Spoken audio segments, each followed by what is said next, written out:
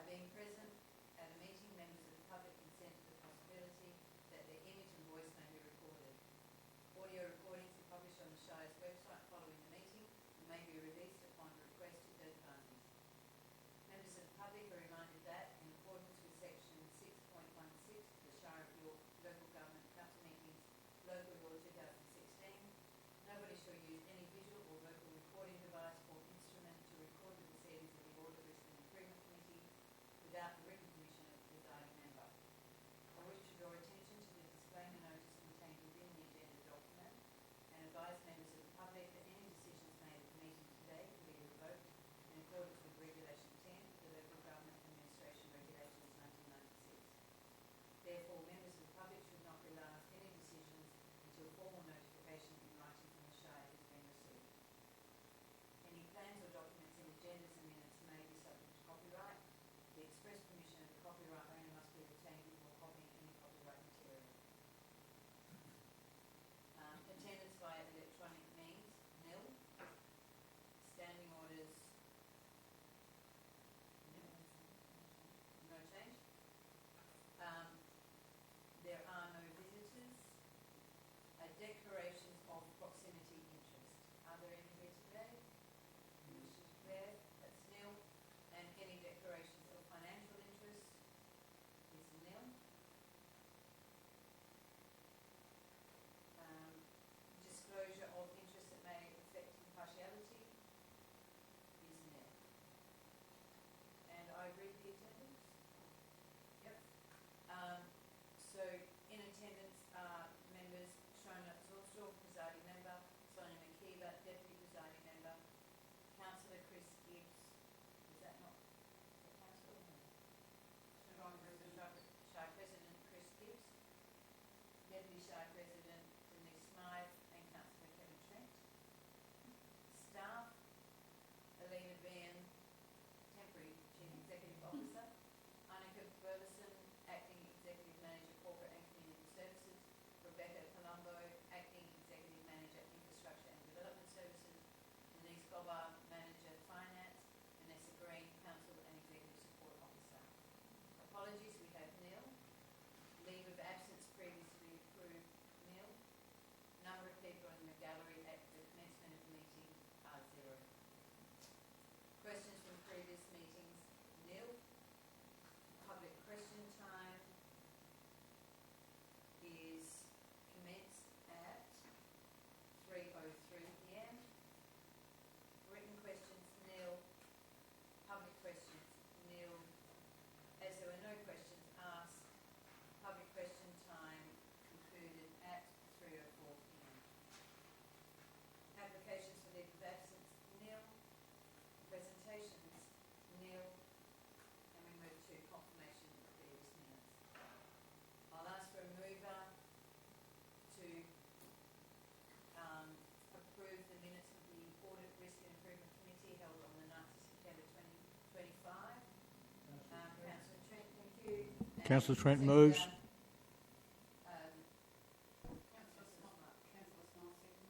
Thank you.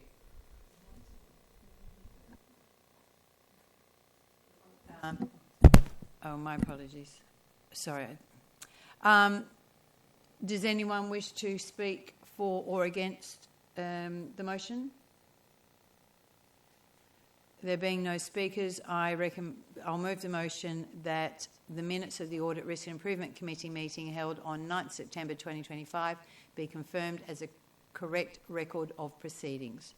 If everyone can vote, please, by show of hands.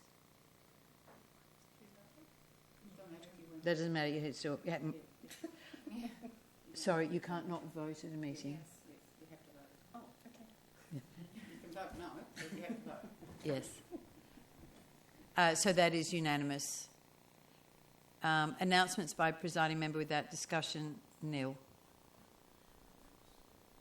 And we move on to the officers' report. Item 9.1. Update on the findings identified during the 2022-23 and 23-24 audits. Can I have a mover, please? Can we ask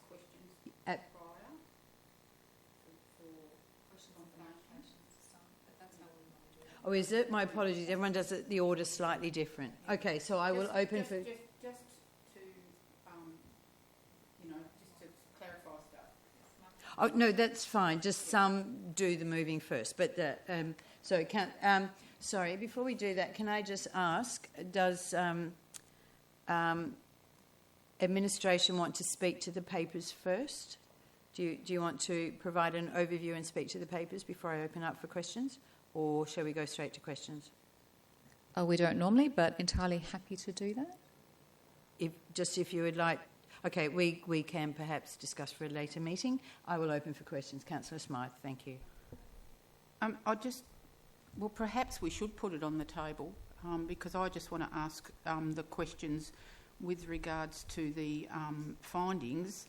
Have those 11 findings, the first 11 from 22-23, have they been resolved?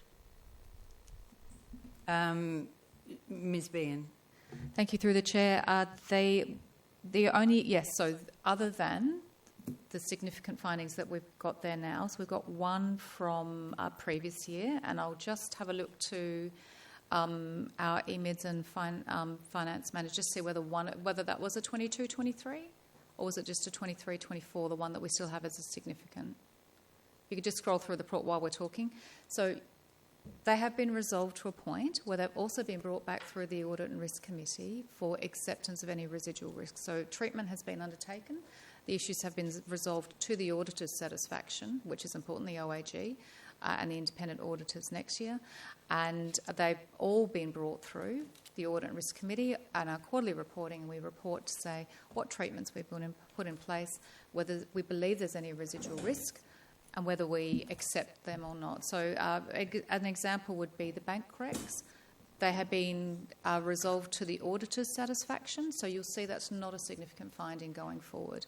However, as we report up to the Audit and Risk Committee, you'll see that in terms of actions, we've said to just keep that on the watch and act list, because we haven't actually demonstrated we've been on top of that for a period of 6 months or more. So we would like the Audit and Risk Committee meeting to just keep oversight of that until we're all completely convinced that it's clear. So I'll just check through to the team and see whether any of those were those years. Or does that sufficiently answer your question? Yes, it does, because I actually was going to ask about the 5 findings, and in the 5 findings that was the bank recs, and I know that had been a very big issue and that it took some time to get on top of it, and I will keep asking that question so that we know for sure that they are being done. And I've noted that some of these are going to be reportable back in March 26 at the next meeting. Yep, thank you. Please. Sorry, if I can, through the chair again. So we report quarterly on the audit findings. You will always see, as a committee, the progress against any items that we have. I mean, fantastically, it's only 4 this time, 2 significants, 2 moderates, of which 2 were already in existence and we're still working on. They will always come back to you for progress. So we've done these things, and when we believe we've treated them sufficiently, you will also get the chance to sign them off or say that you would like to see further treatment. Councillor Smythe, if I might contribute to the discussion, particularly for that year, there was some context which we won't go into at the meeting, but there were a number of findings and quite significant, and so the committee asked administration if they could do a risk assessment on every item and that they would be monitored quarterly, and that there were some that we were going to accept the risk on, or some that we would accept the risk of a progressive time frame to address them. And so we have been monitoring those quarterly, as Ms. Behan has indicated. I wondered if, for the new members particularly, there have been a number of findings in recent years and there have been significant improvements. So it's useful to have that report, but I wonder if Ms. Behan, we could ask for like a 2-pager for the next meeting that says, even maybe go back one previous audit, how many findings, significant, moderate, minor, over those years, so that we have a time frame where we can see the improvements without a lot of detail, Is that something that committee members would find useful? Yes? Yes. So could we ask for that? As I say, just a 1 to 2 page summary, not going item by item, but just so we can see, because I think in isolation even we have too significant, but in the context, the broader context, it's still notable lots of improvements and lots of work that's been done and that has been achieved over that period of time. Ms. Behan? So noted, rather than have a resolution of council, we're happy to take that as administration and do that. Through audit risk recommendation and resolution of council. But I think that's something we can easily do. Sure. And we'll just circulate that possibly prior to the meeting or have it as an attachment as the next, just noting that you'd like the additional detail.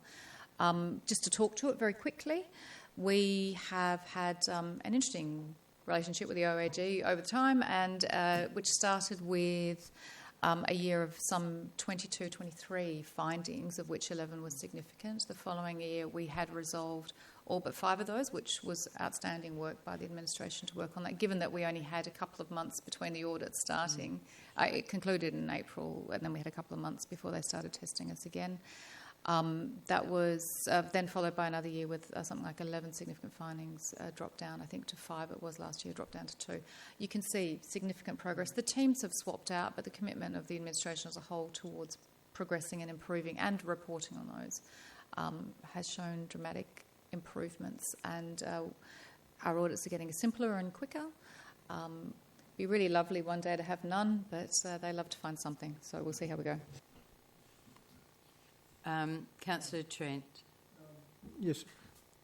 I'm just wondering whether our purchasing and signing off on purchase orders and so forth, whether that's been improved to the point where we're not having people come around and say, well, the same person that put the audit in is signing it off when it's come into the yard. Ms. Ben, sorry. Thank you. So we do have a fairly robust internal controls process, and that was recommended to us by the OIG. Recommended that we improve it, despite that we already having appropriate segregation of duties. We had a contract auditors armada come in as part of our internal controls, the FMR Reg 5 and Audit Reg 17 review that was conducted, and they suggested we run 3 things. So it was 3 points of segregation, of which the person raising the PO was separate to the approver, which was separate to the person who was able to receive the goods. So we do run that in place. There are times when we can't do that. So you can imagine, for example, as temporary CEO, I may need to conduct a confidential audit. Vanessa would raise the PO. That would happen. The only person who could say for sure that that's happened is me. So in terms of receipting that, so we put that through and said there will be times when that can't occur, but other than that, we would follow that process. But we have sent that process and that explanation up through Audit and Risk Committee, as you will be aware, your time on that, and that understanding that risk that has been approved recommended by Audit and Risk Committee up to Council, who have approved the acceptance of that risk. Other questions? Ms. McKeever? Yes, please. I've just got a question about the completion percentage for one of the risks that was identified, and that's guidelines for general journals. And this is on page 67 of the agenda. So it says 100% completed, and I note that there's been processes put in place, but I also note that the documentation hasn't been completed. My query is, if we've noted it as 100% completed, how do we keep track of the fact that the documentation has or hasn't been completed? Ms. Ben? Thank you, through the Chair. Actually, the documentation hasn't been completed, so I believe that might just be that's not caught up with the current risk register. So very definitely on that one, that was presented to the auditors, the final documentation. They've signed off on that. So my apologies, that is just an incomplete report. Thank you. Thank you. Any other questions? Councillor Smythe? Look, I have, but it's actually on the confidential the update, the risk snapshot, the detailed and that. But I'm happy to ask them outside. Perfect. Yep. And we will come Yep. to that Yep. item later. Yep. And so therefore, I'm happy to move Right. the recommendation. Thank you. I just had a couple myself. On page 58, the grants register. I was just wondering how we were progressing with that. I understand it's been developed. You're about to apply it. Do you see that item as being addressed in the short term? Ms. Bean, is that for you?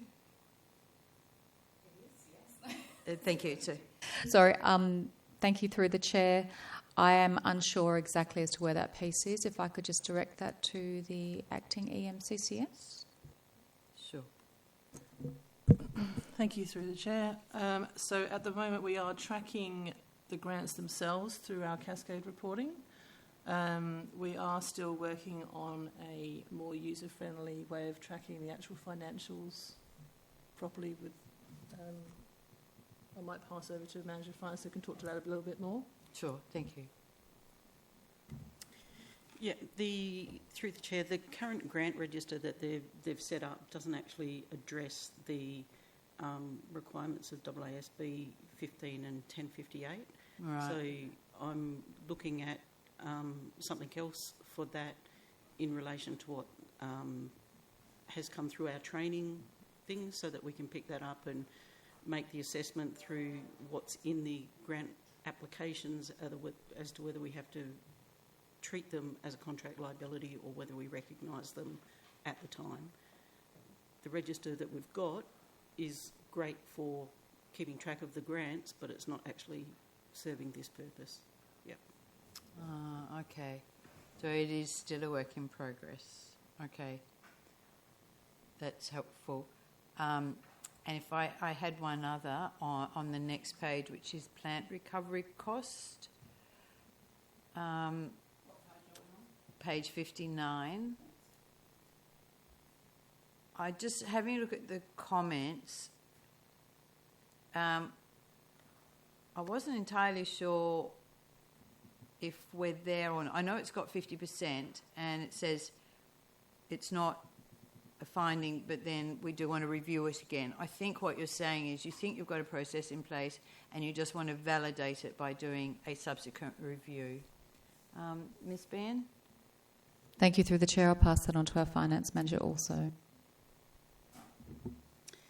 Through the chair, with the plant recovery, when you looked at the annual report for the 30th of June, the plant costs were tracking relatively closely to where they should sit. But I came in late on the budget process, so I didn't have the chance to actually review where it sat in the current budget. But before our next budget process, we will have to go through and just see whether those plant costs are tracking like they should do and make the adjustments for the upcoming budget, and then it will flow through from there. Okay. And probably a constructive thing to do before audit the auditors. So I'm sure that's a good practice. I also wondered, we had set up this separate reporting because there were so many findings. Given that we have condensed those down, Ms. Bent, do you have any view as to whether we perhaps just combine this with our audit log? Do you think there's still merit in tracking the items separately? Thank you. Thank you. In my view, there's still merit in tracking them separately. I find this quite handy for my own review. I think we can start to look at dropping some of those items off that have been completed, though, and have remained, in a good state for quite some time. So we can certainly look to adjusting that down and having a shorter report for you to review. So I would certainly be supportive of a condensed list with just the key items to monitor. Others seem to be nodding in agreement, so if we could refine that for the next meeting, and I'm sure in a short period of time that we can probably deal with most of those things. Yes, that would be good. All right, but yes, thank you. Is that dealing with the... Okay, no. So I will put the recommendation. Oh, sorry, does anyone wish to speak for or against? No, but I'm happy to move it. Oh, yes, okay. So moved by Councillor Smythe and seconded by Ms McKeever. And I will move the recommendation. You want me to read the whole thing? Yes? Yep. Is it? Okay. I'll read quick. That with regard to the update on the findings identified during the 2022-23 and 2023-24 audits, the Audit Risk and Improvement Committee recommends to Council that it accepts the actions taken and residual risk for the following finding: unrecorded liabilities. Requests the Chief Executive Officer to report back on progress against the remaining 4 findings: untimely preparation and review of bank reconciliations, monitoring of grants, income and expenses, plant recovery cost base rate and indirect overhead cost allocation rate, old PPE assets carried in the fixed asset register, to the Audit Risk and Improvement Committee at its March 2026 meeting. If everyone can vote, please. And that's unanimous. Thank you.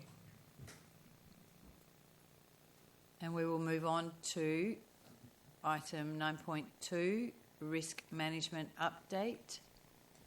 I will open for questions, and I think Councillor Smythe, I know you were happy to do some things offline.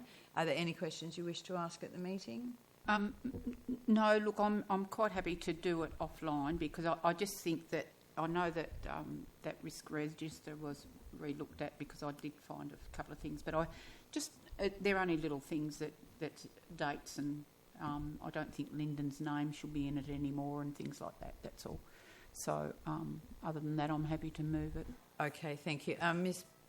Behan, did you? Sorry, you're comfortable to take that offline? Yep. Thank you. Were there any other questions? Ms. McKeever? Yes, thank you. Just in relation to the items that are still being worked on, or that you're behind in, or say the organisation is behind in, how is it that you prioritise what you do first in relation to those things that need to be caught up on? Is there a strategy on how you prioritise those things? Oh, sorry, Ms. Behan. My apologies. I don't... Ms. Behan. Thank you, through the chair. That's a really good question. I'm not sure I have an exact answer for that. So each officer is tasked with those items. We have, obviously, they are looking at our strategic risk. We've identified them all as particularly important. I'm going to say I almost don't have a good answer for that. It really is that we've identified all of those strategic risks important. Officers are required to report on how that they are progressing those. I note that some of them are slightly behind. I also note that some of those are being managed as part of our normal management of stuff. Some of them actually aren't behind. They actually haven't even just completed the register. So we know that they're actually in train, so that's okay. That's not good practice, and that's something we do need to manage, getting people to do that process a lot more. Certainly the government frameworks reporting has improved our visibility of all of those items. The other ones would just be determining whether or not the risk is what the residual risk is on that item. But we understand that at our side, but it's not very visible in the report, and that's why we want to put those, the against the risk matrix, so that's visible as well, and so that we have the residual risk also visible, so we can actually check it as we're doing the reporting. So we do have, obviously, we have a risk framework. We assess all of ours against. We have a table which sets out very clearly how you would identify what things are. In extreme risks or low risks, and everyone applies that against that, and they would prioritise accordingly. That's probably the simplest way to run through that. Would you like further detail on that? No, that's okay. Do we need to turn this back on? Yes, you do. Thank you for the explanation. Just another question about the actual risk register and how it's set out and how it's determined. I note that there's some things that say that the main heading will be, this much completed and it's in green, and then it lists a whole heap of things underneath which might not have been completed or might be behind. I'm not sure how to interpret that in terms of that register, and it's unclear whether it's the whole risk together with a whole heap of things underneath it that then determine whether it's green or not. So that just seems a bit unclear to me how that all works. Thank you, Ms. Bean. Thank you, through the chair. So we have our register is set up in similar to all of our other tracking that we do. So we have a parent item, which is an overarching, so that's the strategic risk. Underneath that, we set a number of items which we understand as controls, and actually further below that, there are actions that report up. So that will all roll up into what the final action is. So you'll see something 78% behind, but you'll see beneath it the completed. There'll be something that is not. As I explained in my email last night, those things just aren't tracking very well right now, and that's because a lot of those risks, they're just ongoing. So the goal is set, the parent goal is set at 2030, and some of those, and the child goals are also set similarly. We need to actually just reduce the goal what's exactly into this year. So we're working with our government frameworks team to, and our internal teams to set the child goals more relevant to this year or the year that we're reporting on, and just have a tracking ability for that. And that will roll up to exactly what's happening in this year that we're tracking, and that percentage only, and that will roll up into that parent goal as well. But it does, so the overarching parent goal, child goals underneath that. Does that make sense? Yes, it does. Thank you. So I guess in saying that, that might help you prioritise then. That might go back to the previous question that I had, so that might help you prioritise which ones you look at first. So yes, thank you for that. Are there any other questions? On page 32, and I suspect it's a derivation of the question Ms McKeever just asked, there's one on theft, fraud, misconduct, and we have the residual rating at extreme, but you've got a green on the right-hand side, and it's fraud. So, Are you taking 32 on the confidential? yes, I am. Yes, sorry. Yes, that's right.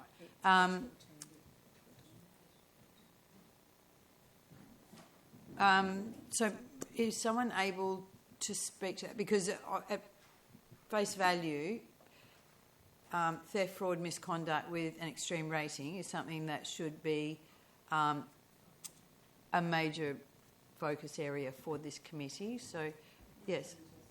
Do you want to go into... oh, no. No, it's in confidential.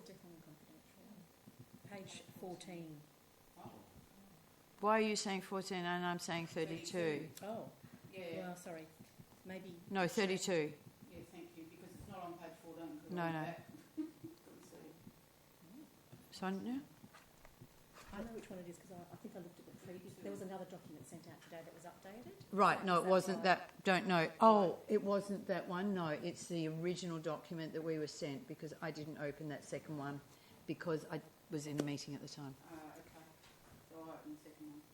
Yes, so that's probably why we've got the glitch. Is On it? the new one? All I can do, perhaps, if I give you my screen that has it. So theft, fraud, and misconduct, is it this Yes, that looks Yeah, like yes, it. okay. Yep. Yes, thank you. So it says 31%'s been completed. That's right. What page, Ms. Bean, for 35 other? of the new one. Okay, 35 of the recent attachment. Yes, Ms. Bean, are you able to speak to that or... So we're saying why it's... Sorry. It looks like it's It is, now that I've got it, can I have a question? Really, that's extreme. So typically an audit and risk committee would monitor extreme risk quarterly with detailed information, but then the column on the right is green. So I don't understand, one, why it's extreme, why the other column says it's okay, and should we be monitoring this more closely? And there's a few examples like that, but I thought that was the best one to take. I've got, that's what I have, those sort of questions. Yeah, okay. I do have one little comment to add to that. Sorry, Councillor Smythe, if you want to. Because add to that. down at the bottom of it, the little in brackets looks like that the last time that was looked at was the 7th of the 9th, 23. No. No. Okay. Thank you. So, Ms. Bean. So thank you through the chair. Back to currently the way we're reporting this through is not really working that well for us. So what we'll have is underneath that a number of actions that we'll do to control that. So while that is extreme, because it's the financial risk to it is extreme. For example, if we get one person coming in and submitting like one false invoice for, greater, we could lose $450,000, and for us that's really a big deal. We do have controls around that. They are tracking as expected, which is why it's at 31%, but you can't see any of that, and that's really why we need to improve the reporting around this piece. So if you bear with us while we get that better, you'll be able to have significantly better oversight on that one. I'm sorry, if Ms. McKeever? I'll just clarify. In the previous one that was sent out first time, you did have the subsets underneath, but they were all showing behind, so that I couldn't work out why that was ahead. Ms. Bean? Sorry for the chair. My understanding is that there were some updates done after the first one was sent out, which is why the updated one was resent to you, but I appreciate that detail is not visible now. If the Audit Risk Committee would like, we could actually send that back through again with the detail. Or are you happy to leave that for the next meeting, noting that there are still changes to be made? So I did have a quick conversation with Ms. Bean prior to this meeting. So for those who haven't been on the committee before, I have asked a number of questions not dissimilar to yours today, but given the priority around the audit findings and external audit, the committee said that we felt that was a much higher priority, and ensuring that we have an unqualified audit, if that required additional resources, we accepted delays to the risk. But now that process is looking really positive and that has finished, I think it probably is an area that we want to look at in more detail. So my suggestion was that Ms. McKeever and I spend some time having a look in detail, trying to work out what we understand, and then coming back with much more specific questions to administration, and that we make this a focus area for 2026. Not quite sure how we do that, and very happy for Ms. Bean to make any suggestions, but I think perhaps that's what we need to do at a higher level rather than the specifics. So through the chair, speaking to that, and from our previous conversations, we know this is an improvement area that we absolutely need to work on. It hasn't been able to be resourced as we would like yet. We are progressing towards a better version of this. We do have our government frameworks, who are our consultants and contractors on this particular reporting framework, are working on this now. What would be sensible would be to start workshopping it with the full committee. Okay. So that's something we could set. My suggestion would be that we send it out for early review, and that we actually workshop together before the next meeting, so that we can all go, are we seeing what we all want to see? Would be really good. It's certainly open to, as we have been previously when we undertook most of the risk framework, open to our external members also providing some advice and guidance on other best practice that they do see, so that we can assist in lifting this as well. Does that sound an approach that committee members are comfortable with? I certainly would support a workshop, because I just think with risk, we need to start from the point of a shared understanding. If we don't have that, then everything else is kind of tainted, and we're all talking at cross purposes. So if we can try and get that foundation work in place and then build on it from there, rather than the end point, I think that's not always very constructive. Sorry, certainly our intent would be that you end up with the confidence and clarity in the reporting that you're looking for, that you now get in the audit. Great.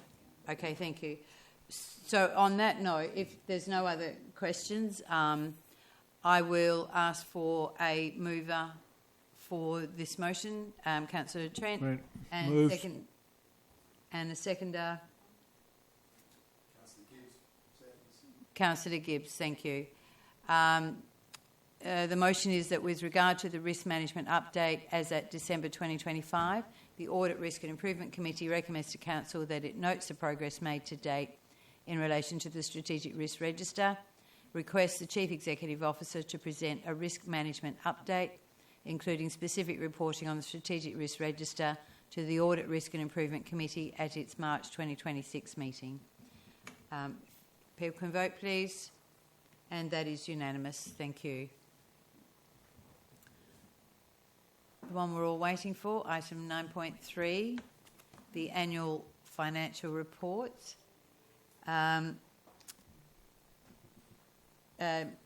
Councillor Gibbs, was that? No. I might actually start with Ms McKeever. Are you ready to ask your questions on the...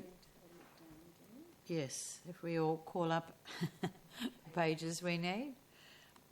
Okay,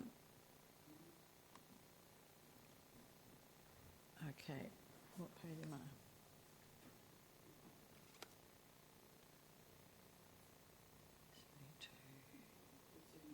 78 is mine. Okay, but I'll let Sonia go first. Okay, Ms McKeever, thank you. Thank you. I wanted to ask what the first, just to confirm, the first statement there of comprehensive income, is that telling us that we have a cash flow deficit? Ms Bean, Sonia.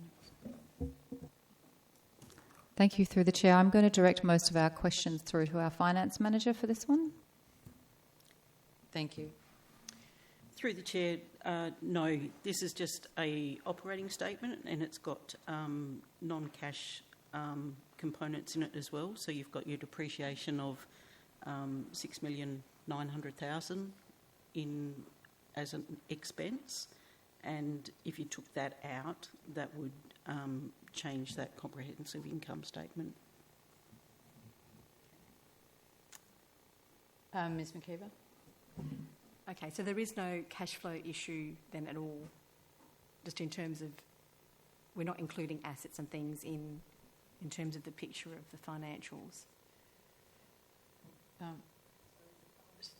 Ms Bean? So I might take that one. We did have a temporary cash flow issue towards the end of last year, which was based on the fact that we have a large number of outstanding rates, which we have debt collection in place for already.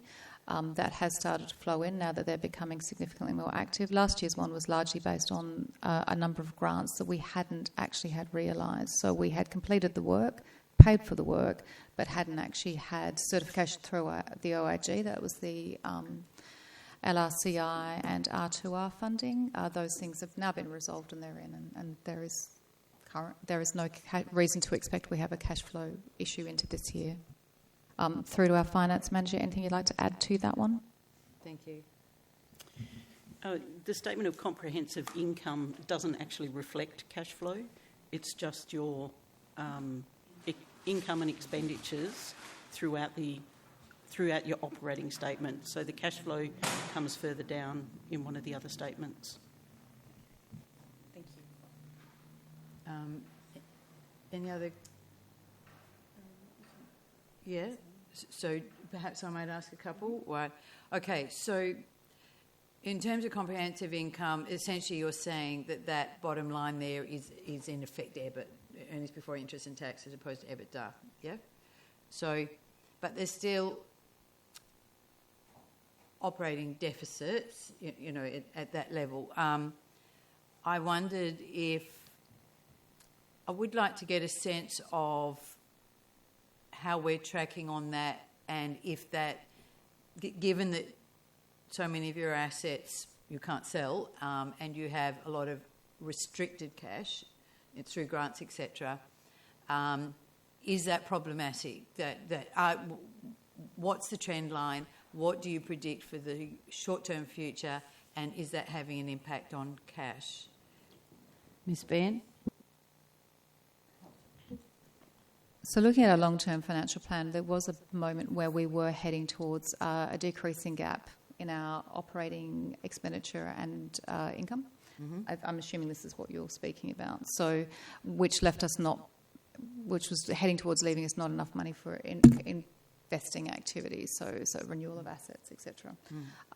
We have corrected that through our budgeting process, and we are now looking at an increasing gap. And if you look at the long-term financial plan, which is on our website for viewing, and we can certainly circulate it to the independent members of the committee as everyone else has it, we are looking towards tracking to a significant gap over that time. So an increasing gap which we can look towards putting towards our investing activities. However, we also do significant asset management planning. Looking at a range of those, we will always have a shortfall between our renewals and our available cash.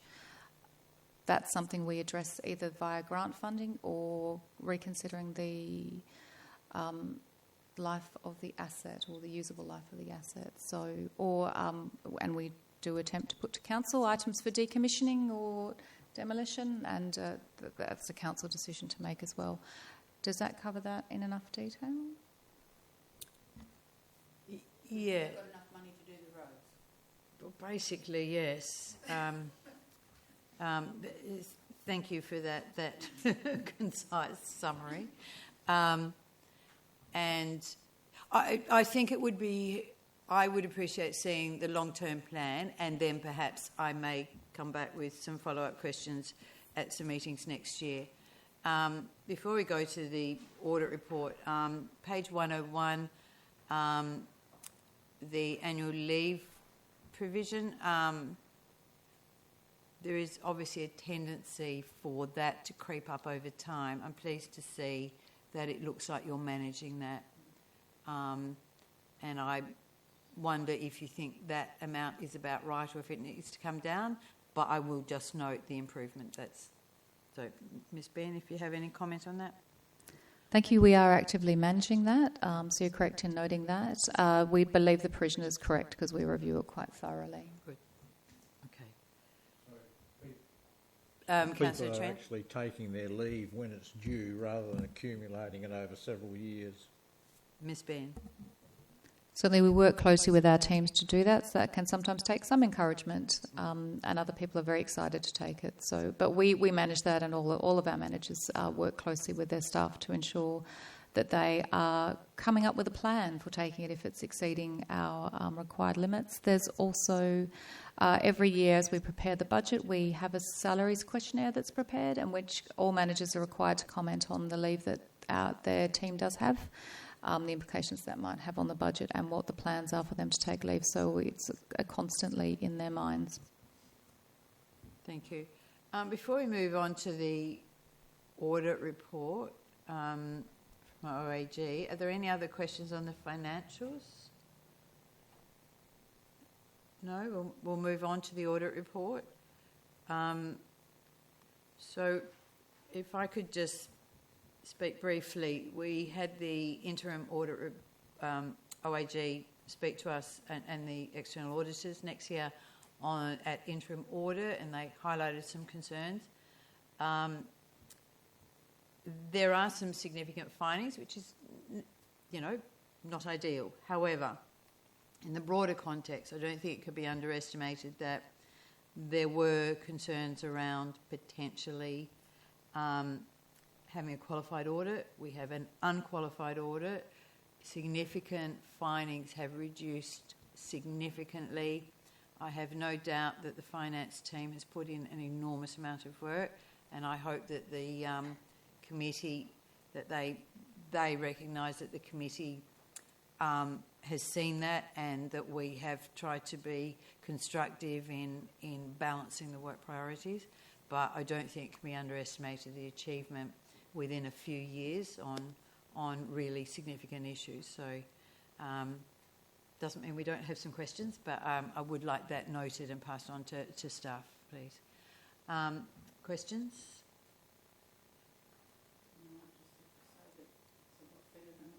It sure is. That's a much more comfortable conversation than it was a couple of years ago. Ms. McKeever? Thank you. First, I'd like to say that it was really positive actually to see that progression from going to a huge list down to a very small list. So well done. I was quite impressed with that. I just had a question just in regards to the reporting of the significant issues that were raised by the OAG. I understand from the briefing paper that the council was advised by the department that they didn't need to report those significant findings unless it was a qualified opinion. Is that right? The briefing paper then goes on to set out the duties for local government, and that's really quite specific about reporting it to the ministers, any significant findings to the minister, and also explaining what's happening. I don't understand why that's been overridden by something that the department has said to you about it. Ms. Behan? Thank you, through the chair. I'll pass that on to our finance manager, who can explain it way better than I can. Thank you, Ms. Gobbo. Through the chair, when you're reporting to the minister, you're reporting findings in the qualified audit opinion, so that's only in the audit report. The significant findings that we're having are in the management representation letter, so they're completely different. So they're guides to what we need to improve, but we're not doing anything that's contrary to what you should be doing through audit opinion. Thank you. Thank you. Yes. So my question was, did you get the IT, did you have an IT audit report? No. Okay. So they don't, because I can't quite work out when LGAs get the IT maturity, the audit report that they do, if it's done to everyone every year or ad hoc or whatever. So if someone could clarify that for me, that'd be good. Ms. Behan? Thank you, through the chair. I'm certainly less sure of the timing of that. And when we did speak to the department about IT items, that was something they flagged that they might consider to be significant reporting if something was outlined in that. We have not been approached to do an audit of the IT, other than LGIS did a few years ago flag a range of items with every single local government, and we're working to resolve those. But that's not part of the audit process itself in that respect. And they do training too. I've just recently done some training for IT. Yeah. Microphone, yes. No, this is a very specific, it's a maturity 5-point scale maturity framework. It's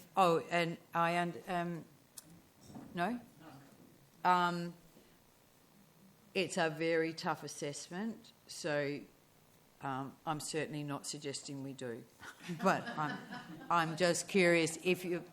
No.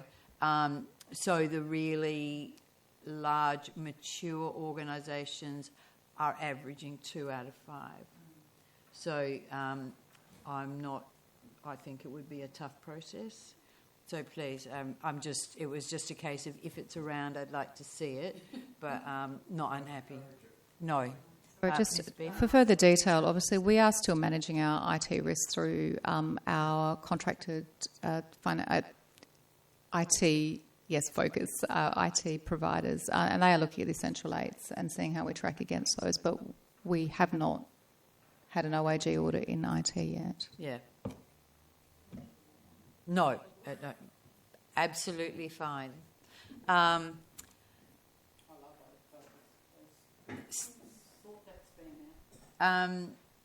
Any other questions?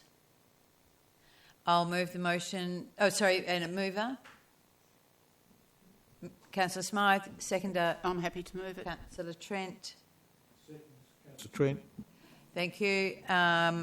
Recommendation that with regard to the annual financial report 2024-25 audit findings, the Audit Risk and Improvement Committee recommend to Council that it receives the annual financial report for 2024-25 and the Auditor's Management Letter with Findings Report, notes the actions undertaken to address the findings contained in the Management Letter. If everyone can vote, please. And that's unanimous. With congratulations to the staff. Absolutely. No, it is significant. I don't underestimate how much work that took, and the things you needed to take resources away from to do that, which is really the issue in a local government of this size. So I do feel that we were trying to be collaborative in that, in recognising that, but now it's time for risk. Okay, so motions of which previous notice has been given is nil. Questions from members without notice, nil. Business of an urgent nature introduced by decision of the meeting, nil. And thank you for attending, and I close the meeting at 3:51.